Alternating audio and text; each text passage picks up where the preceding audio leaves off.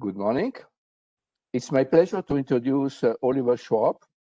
He will tell us about a very interesting proposal that he's making for major cities of Europe and, of course, for its members. Oliver is the founder of the Open European Network for Enterprises Innovation. And I think the best way to present it, that he does it by himself.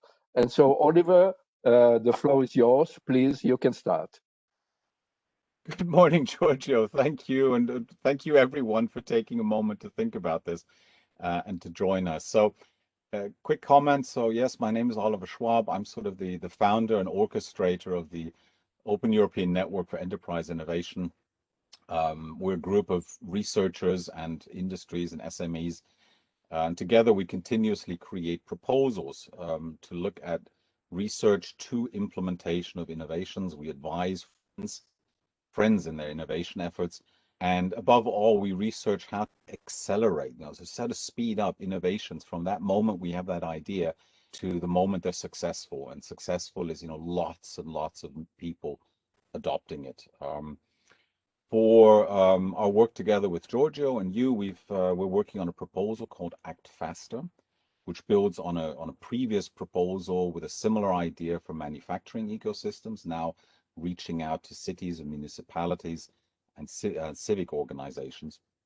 And so we have a consortium consisting of the Major Cities Europe, Smart Cities Institute in Israel, the Innovation Value Institute at Maynooth University in Ireland, the VTT Technical Research Centre in Finland, Entovation International in the US, which is a global think tank in this space. And since we're cyber safety focused, we have the Blavatnik Interdisciplinary Cyber Research Center in Israel supporting us. So the best thing perhaps, Giorgio, is let me switch to a single slide to sort of cover a little bit the story, the Yes, short of, story I'd like to share of with you. course. While it comes to the screen, let me just summarize. It's about cybersecurity, right? That Uh, is which of course is a key topic. And well, now it's on the screen now, so you can start to tell us what it is about. I need to take it into Full presentation screen? mode. Hold Yes, on. it is. It is almost full screen. There we go. Yeah, please. So I hope everyone can see this. Yeah, yeah. It's called ActFaster. And yes, Giorgio, this is a piece of research around asking a question, which is what if we as security people had a trustworthy early warning of major cyber attacks? This is the question we're exploring. We're going to be exploring in a proposal on the Horizon Europe. Once that comes out, right, it'll probably be in the Digital Europe space, and you'll be receiving some more details. And it's about friends protecting each other. It's about looking at a very basic story that happens again and again and again in real life and trying to legalize that, amplify it, scale it, and put some technology behind it to make it, I think, easier and faster. So the basic story is, this is in the top left. Imagine this is you. You're the CISO, the security officer of a city or municipality, or if you're not the security officer, you're the person who's been asked to do this. And as part of your daily job, you work with a colleague called John. He's a cyber expert. He's in the, let's say, in a large city, it would be in the Security Operations Center, the SOC. It may be a bit less formal in smaller organizations. So something happens. Something happens to your municipality, one of the services, water, gas, electricity, maybe even just the PCs. And in a normal world, so we suffer the attack, John gives you a call and actually sends you information. That's why this is a blue line. He sends it to you, right? This is within your organization. So in your role, you start off and you launch all the activities needed. But once you're done, you have a friend called Paul in another city. And Paul's a friend, and you want to warn him. And you want to say, look, Paul, there's something on the horizon. This is like tsunami warning. This is like, I'm corona positive.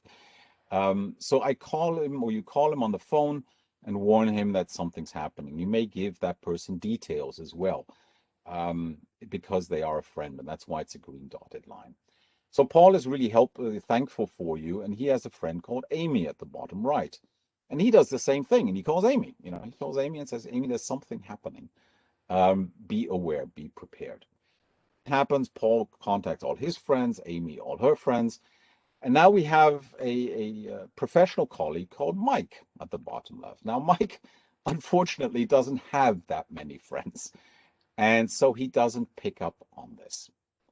And therefore, his city is actually hit because by the cyber attack as well. They often go to common actors, common threat surfaces. How can we help Mike? Right? We want to help each other. So this is our basic thinking, to say, well, technology can help us connect people who are geographically dispersed in different time zones, who they can help us with some manual support, create new friends. So in this new world, this is what ActFaster is about.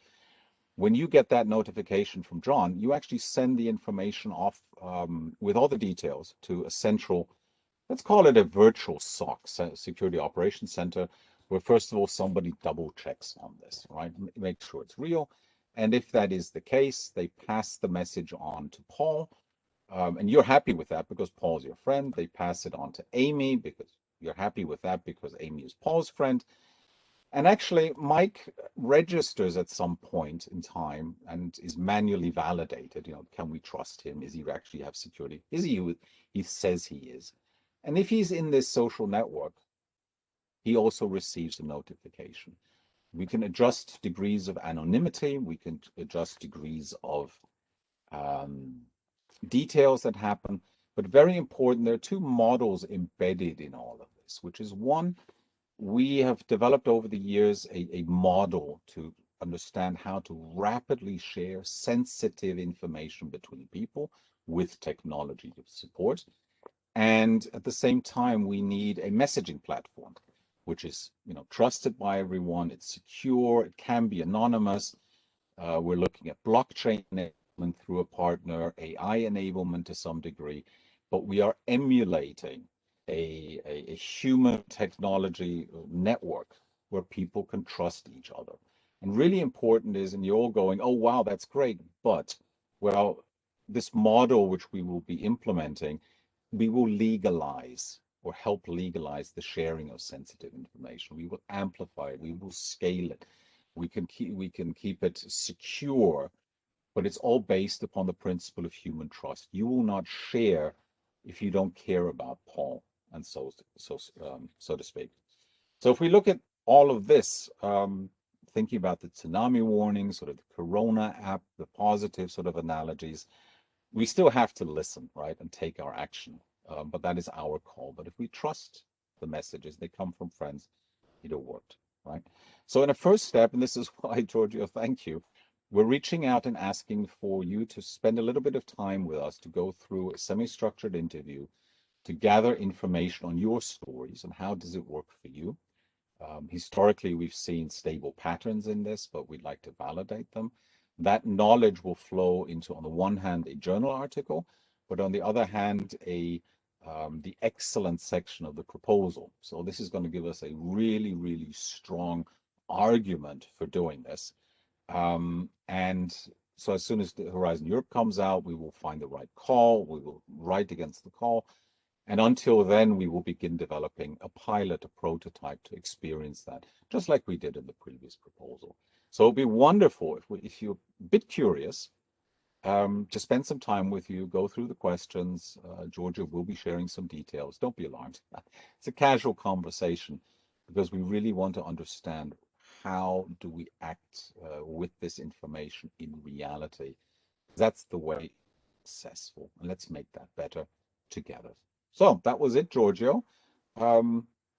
Looking forward to some conversations, right? And we will be going worldwide as well, though, not just major cities, Europe, but looking at friends from the US, from APAC, Africa. How do they do it? Okay, thank you. So while I wrap up a little bit, while I do it, maybe you can unshare your presentation. And, yes. So my understanding is the following. First of all, this is a preparation to answer to a future call that will come soon from the European Commission. Yep. You are through major cities of Europe. You are going to access to, I hope, many of our members that are wishing to give you preliminary information to base on a sound proposal the answer to the Commission. It's open to cities which are not from the European Union, because it will be, of course, created, and once created, every trusted city can participate. And even for our friends from UK, while they will leave Brexit, we will host them anyway. Yep. And